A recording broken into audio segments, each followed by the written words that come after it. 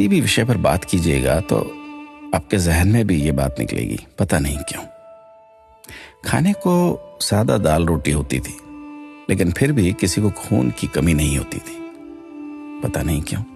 School में अध्यापक खूब कान खींचते थे, डंडों से पिटाई होती थी, लेकिन कोई बच्चा स्कूल में डिप्रेशन के कारण आत्महत्या नहीं करता था, पता नहीं क्यों।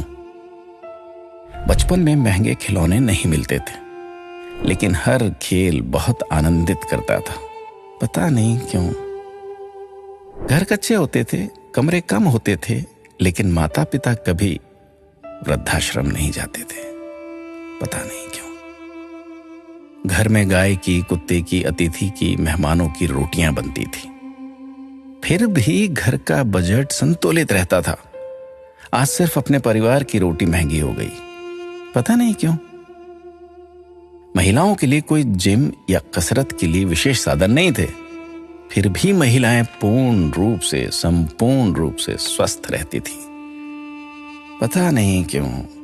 भाई भाई में, भाई बहनों में अनेक बार खूब झगड़ा होता था, आपस में कुटाई तक हो जाती थी, परंतु आपस में मन मुटाव कभी नहीं होता था, पता नहीं क्यों। परिवार बहुत बड़े होते थे, पड़ोसियों के बच्चे भी दिन भर खेलते थे, फिर भी घरों में ही शादियां होती थी, पता नहीं क्यों।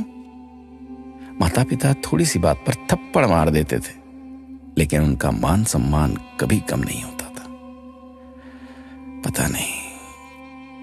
ऐसे अनेक क्यों के सवाल दिल में उठ रहे हैं।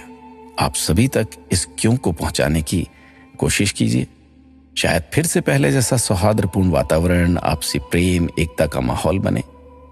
एक एक 11 होते हैं। अपना ख्याल रखिएगा।